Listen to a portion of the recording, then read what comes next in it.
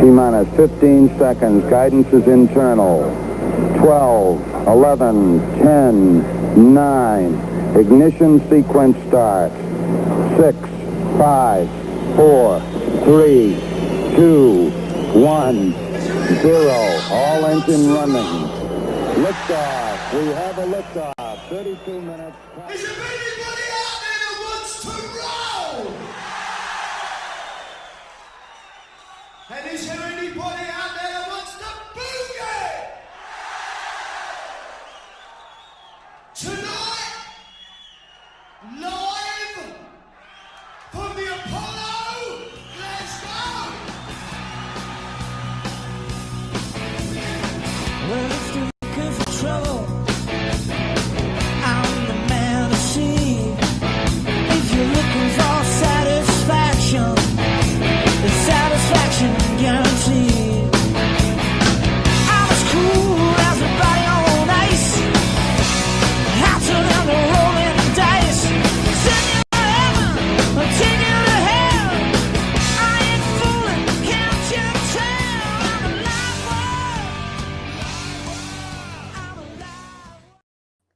Hello. I got caught there. Hello, folks, and welcome to the third Glasgow Polo Live broadcast. How are you doing? My name's Scott MacArthur. And my name is Andy Muir. Good evening. How you doing, Good guys? afternoon. Good morning. Morning. What's the weather Yeah. like in Sydney, mate? What's the weather like? It's lovely. It's lovely right now, but to later on it'll be scorchio. Oh, right, okay. It's freezing. I mean, I'm in deep England here, but it's freezing, man. Maybe I'm getting soft. Anyway, guys, got a lot to get through tonight. It's been a terrific week on the site. So if you don't mind, we'll just dive right in. We've got quite a bit of stuff to get through tonight and got some news as well. So, Andy, how's the Facebook group been going this week? Going great. We have a good turnout of people this week, with about 78, maybe 80 people joining. And there's been about 6,000 active members, which is pretty 6,000? pretty mad. Yeah. Well, this week. So Good Lord. just under 6,000, which is pretty amazing, really. Good Lord. That's people looking in and commenting and stuff. Yeah. So that's amazing. Unbelievable, folks. If you're joining us, and I can see there's loads of you already, stick your name and where you're from in the comments, and I can get your name check. Hi, Dougie. Hi, Steve. How you doing? Thanks for coming in, folks. Right. Well, we're going to start with a bit of an announcement. We've been working away in the background, and we've managed to pull together a YouTube channel for the Apollo, and I'm just going to post it now into the group. Hold on, I'll just do this first. There you go. Right, it's off. It's on. What we've tried to do there is we've put the shows that we've done on there and the little clips that Andy and I produce. But then what we've done is we've started to go through YouTube, and we've set up some playlists. So we've tried to get all the Jack's recordings, which some of you are familiar with, in there. There's about 50 of them that I can find so far. I've found a load of videos that I've stuck in there. So what we hope it's going to be is the definitive place to go for Glasgow Polo music and video and memorabilia, as well as for our show. So I hope you enjoy it, folks. Have a look. Andy's done this. You see this? Andy's pulled together one of these collages of all the tickets. I think it looks magic. We're not sure about the middle bit yet, but we're happy with the ticket bit. But that's the sort of the banner on the YouTube channel. So we need 100 subscribers so we can change the name of it to www.youtube.com/Glasgow Polo. So if you get a minute, go across and subscribe to it, so we can actually customize the name, because as you can see from if you're looking at the Facebook group just now, it's a bloody mess. I don't know how you're supposed to communicate that with anybody, but we kind of change it until we get 100 subs. So if you can, guys, it would be fantastic. Be fantastic, and I hope you get as much fun out of that as we've had pulling it together. If there's stuff missing, and there is no doubt there is stuff missing, let us know. And if you could do that via the email address, and I'll stick that onto the screen just now. If you could just send us a note and let us know what we've missed, or a link, and Andy and I will make sure it goes on. So who have we got here? Oh my goodness, we've got Graham McDonald, watcher from Las Vegas. Hi Graham, how you doing?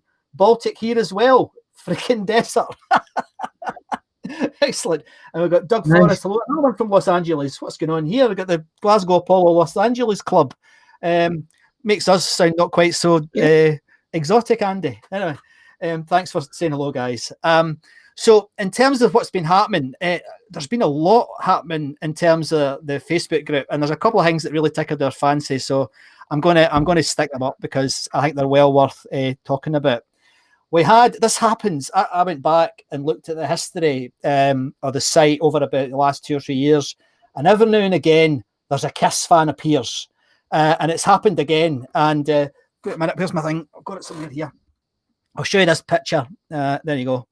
This is some of the autographs of the Kiss guys that we got through. We got a note from Robin Curry, talking about Kiss. I know the debate's gone wild. There's definitely a bit of a mixed response about Kiss out there in Apollo land. Were you at the 2 gigs, Andy? Didn't go to Kiss because I didn't really like them. Say that again. I didn't like Kiss. I didn't go. I saw them on what was that show? That Jonathan King. Do you remember that Jonathan King show? What was it called? Yes. Late at Night. I can't remember what it was called. I saw them on that and I thought they were like clowns. But everybody was talking about it. And I remember buying a ticket. I think it was the first one, guys, you'll tell me, but it's the one with the tank, the drum kit was on, and it came out to the front of the stage and was doing all of this. I think that was the first one, but I might be wrong. Animalize? I don't know. I thought they were gash. I thought they were terrible. And then when I heard I enjoyed the night. The night was brilliant because the atmosphere was incredible. But sorry, who was the support? It was Bon Jovi, right? And smashed them. I mean, I know. Oh, I can't believe. I mean, these days I wouldn't listen to them, but they were brilliant. Absolutely brilliant that night. They smashed them off the stage, in my opinion. But still, Kiss were brilliant. And I know me saying that the music was terrible will create this hailstorm. Oh, you are. We're getting that there, mate. Did you see that? Yeah. Well, right. If I don't like it, I can't make myself like it. Well, I went because it was this. It's another thing that I don't know if everybody remembers. I'm going to talk about ZZ Top in a minute as well, but a lot of these bands couldn't afford the ticket. We couldn't afford the tickets, or not the tickets, the music. So you had to hear them on like little bits on the telly, which was obviously Once in a Blue Moon because you were a rock fan, but also you had it on Tom Russell, and he played. I remember him playing "Runaway" by Bon Jovi, and I thought they were quite good. Yeah, and I remember that. Yeah, and that's why I went to see Kiss the first time. The second time, I think it was because one of our mates wanted to go again. But anyway, so that's. What you saying? Did Bon Jovi come in that night? After when did Kiss play? Oh, 83 and 84, I think, or 82 and 83. I can't remember off the top of my head. Did Bon Jovi come in that night come into Tom Russell and do an interview? Because I remember. I think they did, and I think from memory, was he not at the Kelvin Grove Festival as well? Did he not turn up at the Kelvin Grove Festival that weekend? I think he did. I can't remember. Maybe it's all mixing in my head now, guys. So I remember that. Anyway, that was one long debate we had. So I thought it was quite entertaining watching it on the website. It was quite funny. The next thing that came up, and it's come up from a few folk, was the fact that the Jam played this week, and we had Linda Maxwell and Lenny Gara talking about the Jam gig 38 years ago. I mean, Judas Priest. And it's quite funny because when you guys were talking about it, I'll be honest, I didn't like the Jam, and I hated the Style Council. I thought they were appalling. But both Andy and I, we listened to it, didn't we? The recording. And I listened to the whole thing. Brilliant. Absolutely brilliant. Absolutely brilliant. And so that was another thing that kicked off a bit of a debate. But there's a couple of funny ones, guys, that I just have to mention these. There was Frank McKenzie, right? Frank, brilliant. I was absolutely wetting myself when I read this. Frank wrote his granny queued for him for the Deep Purple tickets back in the early 70s. And the Glasgow choir let her go to the front of the queue. I thought it was a brilliant one. Did you know of one in that as well, Andy? Similar to that? Yeah. Well, what's his name? Stuart. Yeah. Stuart. Someone anyway.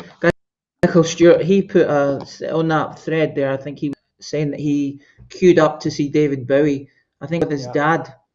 Maybe I'm not sure if his brother was there too, but he said he was pretty young, maybe 13 or 12 or 13, and he had his pajamas on underneath and a balaclava, a woolies balaclava and gloves. And I was like taking it too far, and I was being brilliant if he had a lightning bolt on his balaclava. That would have been so good. But yeah, anyway, that was good. Yeah. I like Stuart's an AC/DC fan. I think he's more a David Bowie fan and Roxy Music fan. But Yeah. it would have been good anyway. I thought it was great that we've got that. And he did mention that he'd forgotten about it, and the previous post had prompted that as memory. Yeah, it was Which brilliant. probably made it was pretty nice. And here's Steve Hall saying, yeah, Bon Jovi did turn up at Kelvin Grove. I thought he did. I had this memory. I wonder if there's any photographs of that, because I've never seen any pictures of it. I know Tom Russell had a few, but I've never seen any pictures of it. What's this here? Who's this here? Graham McDonald saying, calling Dr. McCalman. What's that? Dr. John McCalman. White courtesy phone. Please pick it up. What's that? That's I think that might be, I don't know, but is that I don't know. Is that whiskey? I didn't ken. Well, it's Macallan, isn't it? Oh dear, you've been too smart for us, Graham. Too smart for us. And then we've got Chris Welsh. And can the person who's saying, is that an Epiphone? You're correct. It is an Epiphone. Don't get him playing it. Don't get him playing it. Oh, here he goes. I knew you would. I'm not going to play it. I've got 3 chords. That's it. So that was that was certainly two of the things that came in this week. There was another one that I thought was quite funny. Yes, and I've got the ticket here. Rod Stewart. We got Irene Foster wrote in, and she said on the 26th of November 1980 she went to her one and only concert at the Glasgow Apollo, and it was Rod Stewart. It must have been dead good, because 3 weeks ago she emigrated to Canada. So I'm not quite sure how that must have been like, but so that was basically what came in this week, guys. Let me just put it back. See if I think I've got a ticket for that.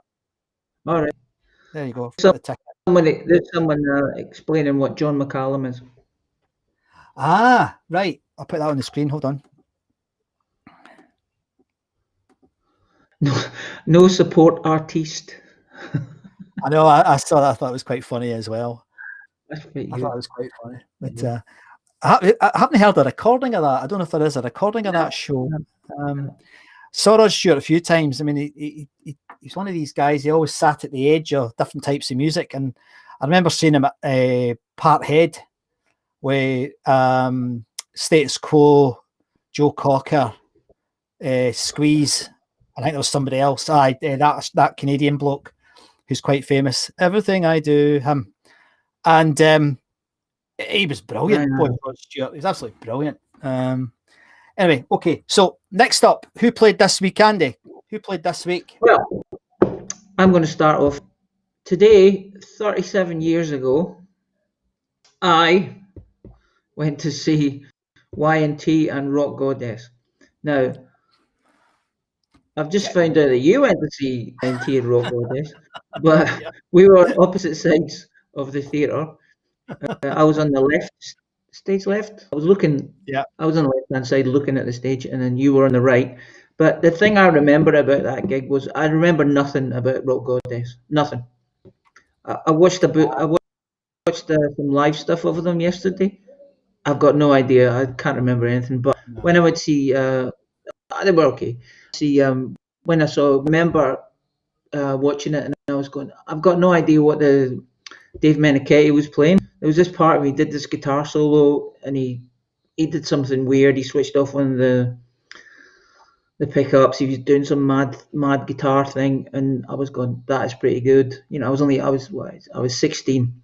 Yeah. And then I remember the drum solo from Leonard Hayes, which was he'd never seen on stage, and I saw it because he probably is a way back. Yeah. Briefly a way back, I was looking at the stage, so I don't know if I saw it, I'm just imagining it, but I remember the drum solo. That was a good gig. Also, ZZ Top, as you played this week, and played, and the Jam, we talked about that. There was Robert Plant played this week too, and we listened to anyway. There was a unofficial recording, Jack, unofficial recording of that gig yesterday night. That was a brilliant gig, and there's a little bit at the end there that's pretty cool. Yeah. And Stranglers played as well. That's good. And also Shakin' Stevens, I think. Did he? Yep. Excellent. He played too. Yeah.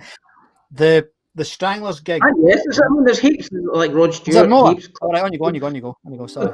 Cliff Richard started a 3-night run or something, God. I think. Right. Or 4-night. So he was doing 4 nights today, 4 Jesus. nights this week. That would have been well, if you're a Cliff Richard fan, Yeah, you'd have you're loved right. it. Brilliant. Yeah. David What's it? Norwood saying Y&T gig. Yeah, I was there. Brilliant gig. Yeah, it was, David. It's brilliant. Sorry, I interrupted you. Yeah. That's all right. Yeah. Status Quo played it. Did they? Yep. What year? You got that handy? 77, 43 years ago. Jeez. 43. Yeah. That would have been a good gig. And there's lots of bands. Lots of David Essex. For the one Watch for the yeah. One for the ladies, The cheeky chappy. I remember. Don't let me go. Oh, here he goes. There's a song he did. I can't pronounce it. Is it Myfanway, the girl's name? Myfanway. I think it's the most awful song ever made. Oh, wait, you think everything's awful? Here we go. We're going to have an argument again. But honestly, the guys from Talisman, if they're on, some of them are into that sort of thing, and one of them said, "Oh, it's brilliant." I'm going, I can't get my head around it. You know when you get a song that you can't get your head around, and you go, "Why do people like this?" I couldn't get my head around it. It's just not quite your thing. That's all it is. Just not quite my thing, right? Yeah. There was 2 of those gigs. Well, ZZ Top. Yep. They had just done Donington, and I was there, and they were brilliant. And I think there's a lot of activity in the group today. Last week, Sean Young, etc. But talking about it was the first time we'd seen. Certainly, Sean had seen Green Lasers. And that's the first time I'd ever seen them.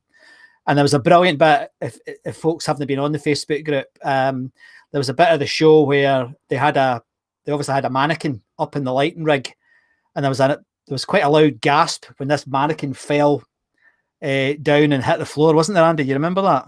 Yeah, because I think they had a roadie climb up. Aye. So he climbed up a ladder, and then, or like a rope ladder or something, and then the light went off, and then the dummy just fell down, and it was like, what the hell happened? Did you see that? What happened there? Yeah. It was really good. Really, really good gig. And I remember there was a lot of guys. Somebody said on the Facebook group, actually, there was guys wearing lab coats. I'm assuming that's from back in the day when they used to do all those weird animal videos before they became famous in the UK. But it was quite funny. It's a great gig. And I went to see them last year. In fact, it might have been one of the last gigs I saw before lockdown. I went to see them at Wembley. And it was really minimalistic. They didn't have anything at all. They had just 2 mic stands, basically.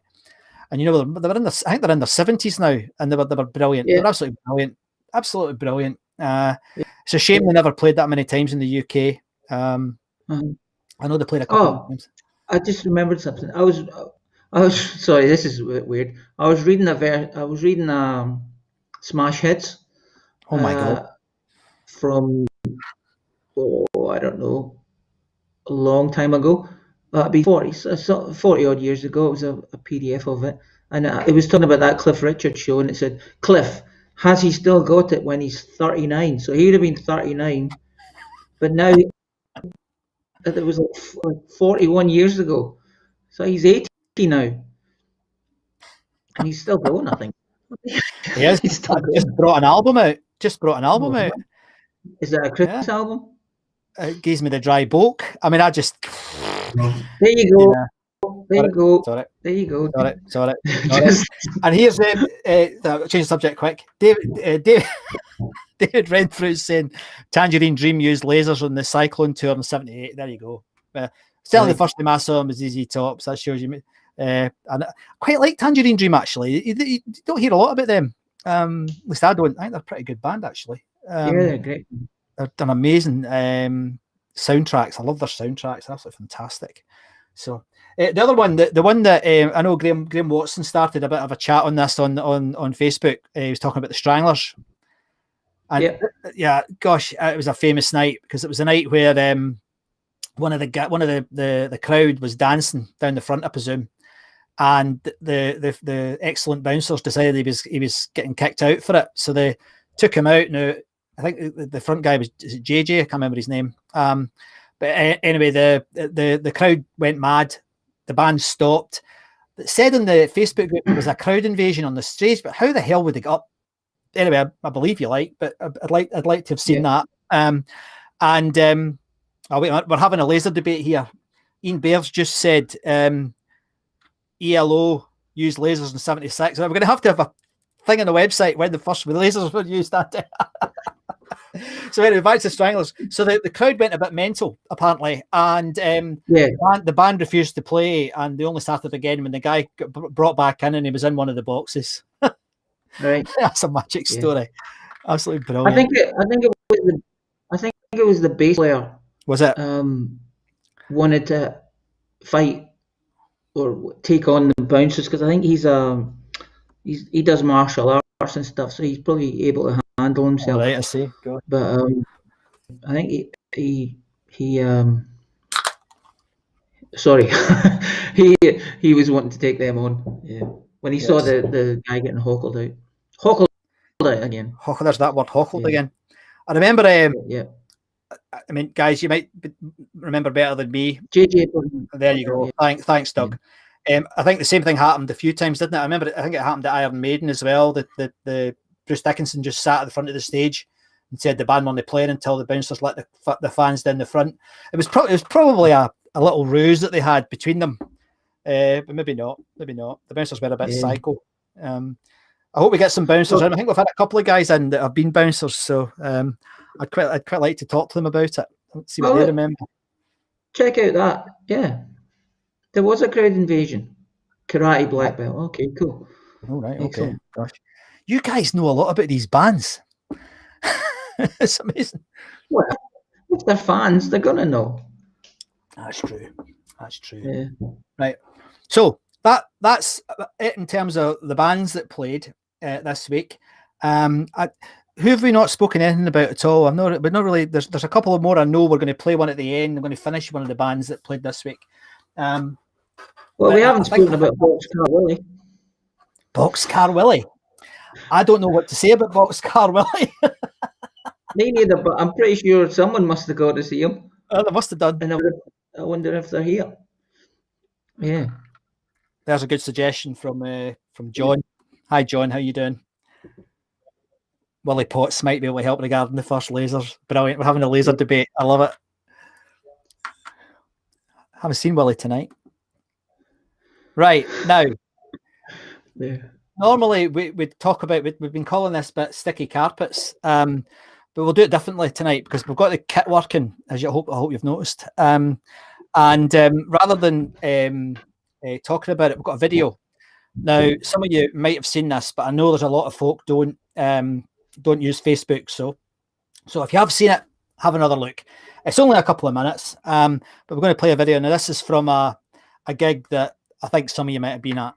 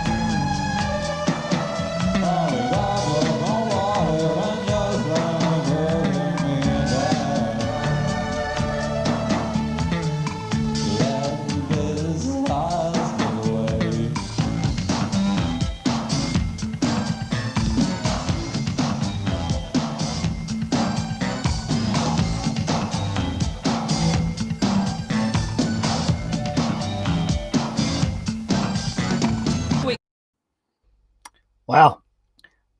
That was Whoa. I hadn't seen that until about 3 weeks ago. And I always thought he was like a sort of funny version of Rob Halford from Judas Priest. Have you heard his new song? Nope, have not. It's really, really good. I mean, it's proper good. I was never a fan, but really, it seems to be a bit like Depeche Mode as well. I didn't like them when they were young, but now I think they're brilliant. You know, they've kind of changed their sound, but it's all personal, isn't it? But wasn't it brilliant? Yep. It was great. Remember last week we were talking about that side entrance. Yes. It was quite cool seeing that side entrance again, because it's so long ago now that I can't remember a lot of it. So it was quite cool seeing that video. Yeah. And if you look on was anybody at it? Let's have a look. They're all at it, but yeah. I was unsure as if what he was saying. I couldn't quite hear it. Yeah, it's fine. He's got a massive following. There's loads of Apollo folk love him. I know. But who's at it this week? Who's at it this week giving me abuse? Yeah. His pronunciation was great. You sound like my dad. Don't understand a word you're saying. Right. Anyway, I hope you. Sorry. Is he speaking English, that boy? Yeah. Oh dear. I'm very sorry. If anyone's a Gary Newman fan, or Gary, if you're tuning in, I'm very sorry. And actually, there's a story behind that. When we first launched the website 17 years ago, what's the address? What? What's the address? Oh, piss off.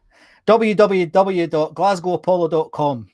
Thank you. That's very helpful. This is like off the ball, isn't it? We just need to talk nonsense all night. Anyway, not off the ball. We launched the website, and I've talked about that before. And quite seriously, it was a weird experience. I was having my breakfast one morning, sitting at the table with my two now older kids and my ex-wife Julie, and the phone rang, and Julie answered the phone, and she picked the phone up and she said, "Oh, Scott, it's Gary for you. And guess what's coming, can't you?" And I went, "Gary who?" She said, "It's Gary Newman." The bugger phoned me. He'd got my number and he called me and he said, "I'd love to talk to you about the Apollo." And we did an interview. It's on the website. So it's one of the weird things that's happened with us. So no, we might be giving him a bit of abuse, but I think he's great. And, and in that video, you could, if anyone hasn't been to the Apollo or hadn't been to the Apollo, you can see the height of the stage at that point. You can see the height, how far anyone was from the audience. Yes. You know. Yes. Sort of like really high. What's this one here? Somebody's saying, have you seen this, Andy? The one about he married his stalker. Yeah, I didn't know that. Didn't know that.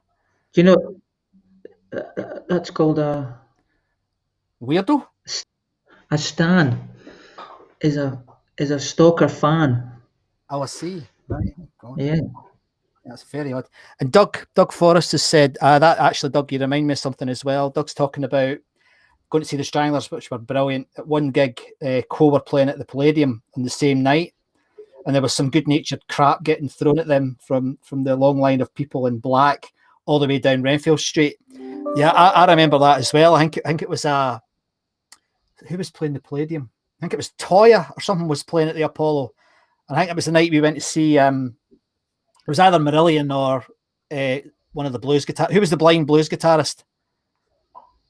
There's quite a few of them. Jeff Healey. And the same sort of thing was happening that night. There was some stuff going down. But Doug, you've reminded. I'd forgotten about that and how there used to be abuse between all the tribes. I was talking to my eldest son about that.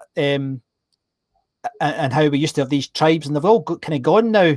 He says he can't even relate to it. He's 22. And somebody actually said on the website this week on the Facebook group that they miss the fact that there's somebody give us a compliment, I think. No off the ball blows. Thank you. I'm taking that as a compliment. Thank you very much. Right. He might say, and this blows harder. God, Chris is saying he did marry that fan, and he's still married today. That's good on him. Good on him. I think I've heard it once or twice before. Anyway, guys, we've come to the end. We've got one more thing for you. Two more things.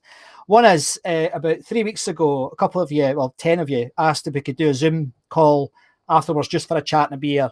We're going to try that this week. I've put the link to the Zoom in the comments on the Facebook group, so please join us. We'll hang up in about 10 minutes and then you can come in there and have a chat. It's not me and Andy doing the chat, and it's just a chat amongst everybody. We can ask questions or whatever you want to do. Be delighted if you fancy that with a beer in particular. But we're going. Oh, here's another one here. Hold up before I finish. What's this saying? Ian Baird. Was it Gary Newman's first ever live show at the Apollo 79, supported by OMD? Oh, OMD have been nice. That would have been quite a good show. Yeah. That I think I'll post something on about that gig on the Facebook group later on. You got something? But the Gary Newman gig. Yeah. Okay. From my Smartpets reading. Here's another one. Ollie, I hope I'm pronouncing your name properly. Ollie's saying, I have a great recording of Cove from the Apollo 82 on their 20th anniversary tour. I was there. Broadcast by Radio Clyde. Yeah. This recording is miles better than the recording from the Birmingham NEC that was released on album. That was the Prince Charles one, wasn't it? My question, did Radio Clyde do other bands as well? I think that's what you're trying to say. That yes, they did hundreds of them. Yeah, hundreds of them. Did the local radio station used to interview the bands before the gig? Yes. After you, Andy? Yes, they certainly did. Yeah, they certainly did. Tom Russell usually, I used to love listening to, well, I still do, but listen to Tom Russell. He used to do lots of interviews with bands. Yeah, whoever came into town, he would interview. I'm sure there was other interviews. Maybe if it was a pop band, it would be another DJ would do it. But pretty sure there's lots of interviews.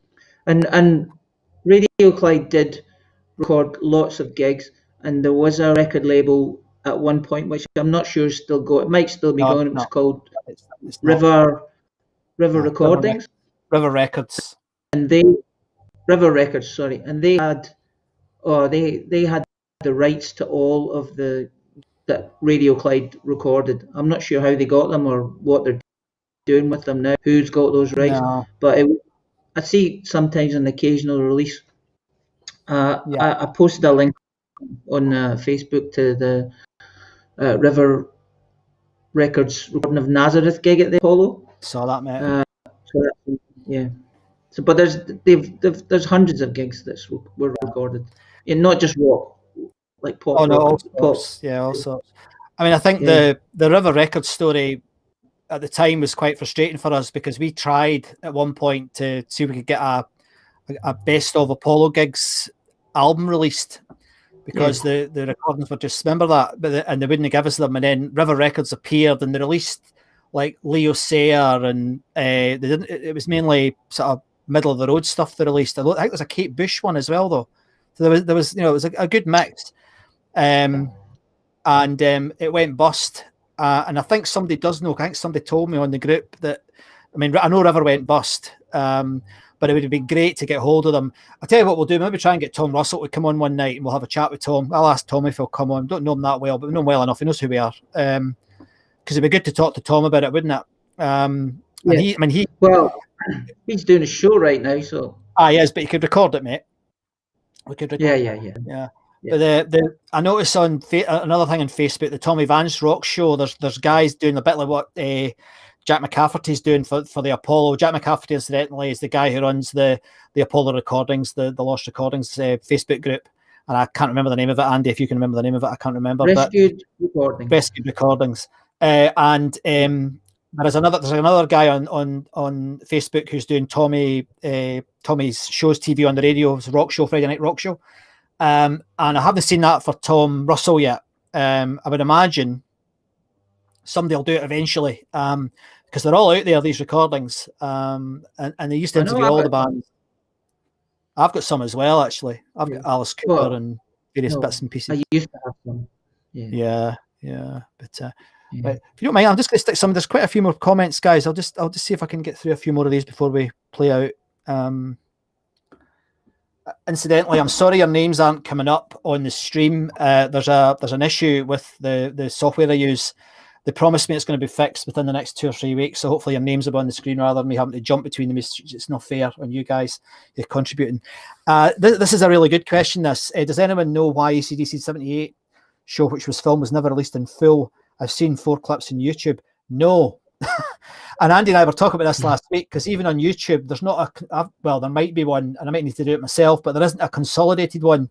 So it's all broken down into bits, which is a pain for putting on the YouTube channel. So I don't know why. It's never been released. It must be there, but I mean, I don't know if you've heard anything, Andy, have you? No, I haven't. But presumably the whole thing is there. Yeah.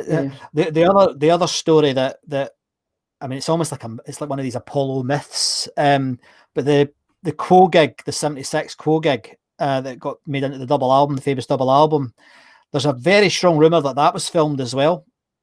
And in fact, I have spoken to somebody that said he's got it. Yeah. All right. I think that record. I just looked at record. I was looking on Wikipedia about that record today, and there's a quote from Francis Rossi, and he says that is the worst record we've ever done. I mean, come on, mate! It's a brilliant record. Oh, a hole in its head. It was. I think it was an amalgamation of the 2 or 3 gigs from the run of shows that they did. Yeah. I've actually got the guys from Talisman, and we're going to work out how to do this as a competition one night. I've got one of the stickers, a spare one of the stickers that they gave to every member of the crowd. Got it here. Andy, entertain them. I'll show them it. Hold on, I'll just get it. All right. I don't know what he's doing, but anyway. So that gig was that would have been a really good gig to go to. There's that. And this thing here, all the fans that went to the gig got one of these. How did you get that? I got that from the Talisman guys. And did they find them when they were in the building? They did. And when they were going around the building at the end, there was all these tickets and that sort of thing lying around, and they grabbed a big wad of them. So I've got half a dozen of them. I've got them in a guitar case somewhere. But we'll give one away, because I know a lot of co-fans would love one of them, so we're going to give one of them away in one of these weeks. And let's see what else I've got here before we finish. Anyone remember seeing a team of Motorhead fans chasing a poor wee mod on his scooter halfway down Renfield Street? I don't remember that. I can imagine it though. Ollie's saying he's got the sticker. Yeah, it's quite an iconic sticker, that. Quite iconic. Okay, so guys, thank you very much for tuning in. Brilliant as ever. So many questions. It's terrific. So we really appreciate that. To finish with, we promised we'd start doing this, and we tried to do it last week, but of course we were kiboshed by the technology. But this week, everything's working. There was someone else who played this week who came out of the shadows of a great Scotsman, in my opinion, and became one of the most famous guitarists of all time. And this is probably his most famous song as well. So I'm going to finish with a bit of Eric Clapton, recorded at the Glasgow Apollo. We hope you've enjoyed the show. Please subscribe, pop over to the YouTube thing and subscribe. Thanks, guys. That's lovely. Getting all these little love hearts coming up here, mate. Thank you. Thank you. Thanks very much. Sorry? Thank you. Thank you. You're too far away. You need to move back to the UK so there's no this delay. It's a nightmare. Anyway, so this is Eric Clapton playing his absolute classic. But as I say, please go over to the YouTube thing. I hope you find it really useful. I think it's looking great. Bit more of work to do on it, but we're getting there. And I hope some of you join us for a wee chat on Zoom after the show. All right, guys. See you next week. All right. See ya. Bye.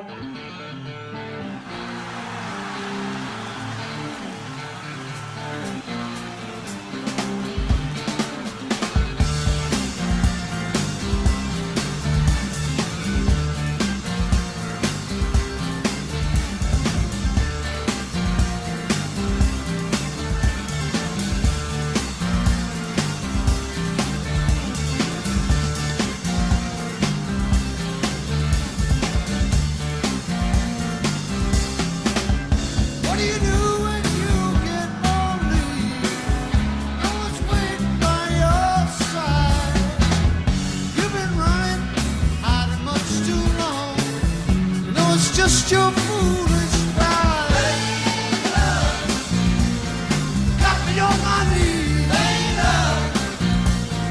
begging, darling, please,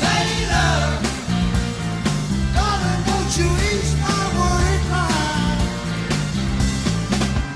Tried to give you consolation, no man had let you down. Like a fool, fell in love with you, turned the whole world upside down. Got me on my knees, begging, darling, please,